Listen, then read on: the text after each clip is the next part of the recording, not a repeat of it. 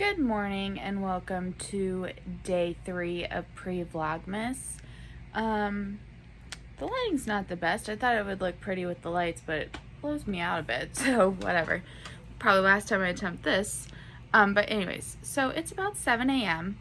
I did go to bed at 8 last night.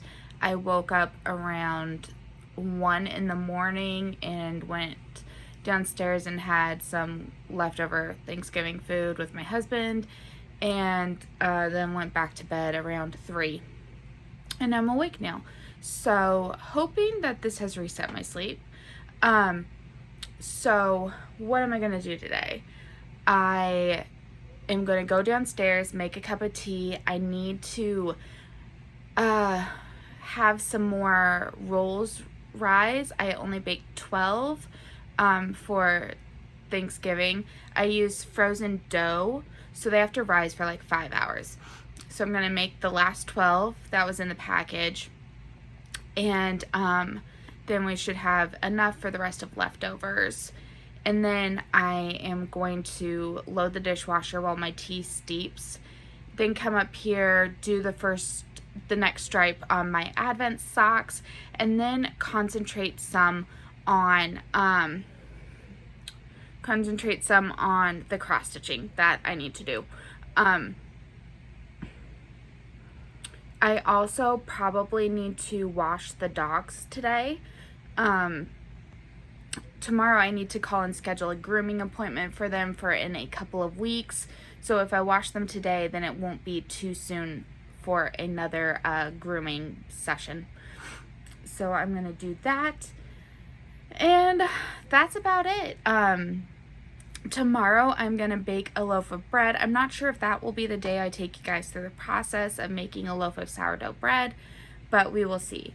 So without further ado, let's draw a new cross stitch so I can try to fit 3 of them in today. Winter Queen from Mirabilia. So that will be fun. Getting those winter ones out early, so hopefully December will just be filled with Christmas ones. So I will catch you guys up with more later, but now I'm gonna go make a cup of tea. So bye. Hello, I thought today that I would show you guys how to feed a starter. You need a digital scale. My phone is balanced very precariously, but here is what a ready-to-feed sourdough starter looks like.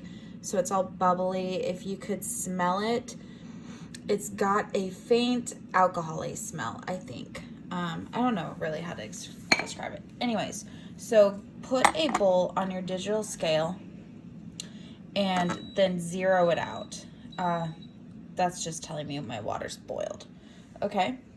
And then pour in your starter till it equals about 130 grams is what I do. There's the numbers. Okay, 137, that's close enough for me. And the key is to add in equal amounts of water and flour to equal that 137. So I like to just zero it again, and then start pouring in the flour.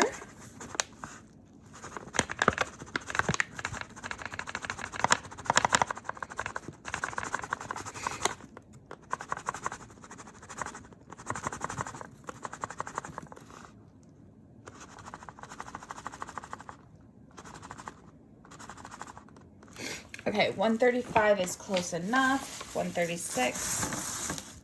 So I am looking to get about 135, 136 with the water.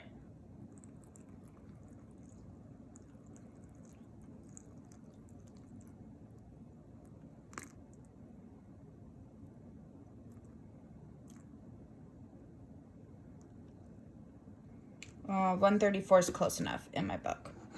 So then I take it off the scale so it's more stable. And you just mix it all together. I use a pair of chopsticks. That's what was recommended in the recipe I follow for mixing it, so that's what I use. And then I will just be cleaning and discarding of the rest of the sourdough that was still in the container and putting this back in here. And as you can see, you don't need to get it all smooth. You're just mixing it in. So make sure you get to the bottom where the starter is. But as it feeds itself, as it eats or whatever you want to call it, the lumps will disappear. And so you'll come out with a smooth starter when it's ready to use. And so you need to feed your starter every day. I am planning on making sourdough bread tomorrow, which will take about almost a full day to make. And so I will feed it, but okay, so I'll use the starter, like I'll use a portion of the starter for my bread, 150 grams, and then the rest I will measure and feed, and I'll do that both at the same time. But you don't want to use a just newly fed starter when you're making your dough. At least that's not what I do. Someone might tell me I'm wrong, but anyways, that is how you feed a sourdough starter. If you put it in the fridge, you only need to do it about once a week, but mine's out on the counter right now, especially since it's winter. So hope you enjoyed, and maybe you want to try to make your own starter. It's so easy. It's just water and flour. So I will talk to you guys later. Does anyone else like these woodwick candles? I am obsessed with them. This one is my favorite, Crimson Berry. I have two other smaller ones, but I thought I would light this candle as I do my stripe of the day and just kind of enjoy it. So I will update you guys with the progress on the stripe later. I am finished with the next stripe. I am getting about 4.5 rounds out of each one, so I'm actually wondering if I did need to start early. I'll do the math on it later, but whatever, we'll see. I love how the pattern is showing up. I especially love this shade of green. I would love to have a whole skein of yarn in that shade of green, and I may or may not try to contact the dyer and see if there's a possibility of getting a skein in that shade. And this red that's coming up for the next day is also so beautiful. Perfect Christmas red. As you can tell, I don't know if it's a difference of tension or if the stripes aren't exactly the same color, but this one is a little bit ahead. So I will try to knit this one. I'm going to try to knit this one a little bit looser, I think, maybe, and this one a little bit tighter, and see if I can get it closer together on the next stripe. So right now this is going to go away for the day, and I am about to watch the Bakery Bears pop-up Patreon only video and work on the mini yarn cozy. It's an hour-long video, so I'm hoping to finish this and possibly cast on another one. I think I need two of these for my regular 24-day advent calendar, as you start with one color, but then you blend in the two colors. So you'd like do a stripe in one and then a stripe in the other, like two of those. So there is a point where I'll be using 2 mini skeins at a time. So I'm thinking just make 2 of them and have them ready for that. And then we'll see if they mention in the video if it's gonna be one color at a time or if you're gonna mix and match colors, to determine if I decide to make any mini yarn cozies for that. But after that, I need this needle to cast on the socks. But I may or may not do that today. After this video, I'm going to try to focus on the cross stitches and get that caught up before I end up with a wide pile or a large pile of cross stitching that needs done. So that's where we're at. I also think possibly my mohair that I need for my main Advent calendar is out for delivery right now, which is exciting. So I will have everything and be all ready to go. We're less than 2 days away from the start of December. Yay. Okay, I'll talk to you guys later. Bye. It's 12:30 and I'm going to stop working on this for a little while. I only have 4 more rounds and then the bind off, but this is something that if I'm going to watch a movie later would be more easy to do. I'm planning on making 2 more of these, I believe. It turns out that the Bakery Bear knitting portion of the Advent doesn't start until the 4th, so I have a little bit more time. So there we go. Starting place on Celtic Winter. This is a color conversion, but the mock-up picture is just dreadful. But that's the kind of idea. I will be doing approximately 200 stitches, all in this dark blue color. It's DMC 823. And 2 nights ago, I did actually go through and count how many are of this color are in the bottom of the dress, and it's just a couple stitches over 200. So I found a challenge that has 200 stitches in a dark blue, and that's what I'll be doing for this day's worth. So I'll update you when it's done. 305 stitches in 2 different shades of dark blue. So some here, up here, I filled in over here, down here, this whole area. So pretty happy with my progress, and this will be put away for a while now.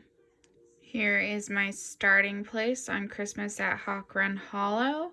I need to do 200 stitches. I need to look up what the stitch count of each box is, but I'm not super in the mood for counting, so we'll see how much I can get away with. So I'll go back here.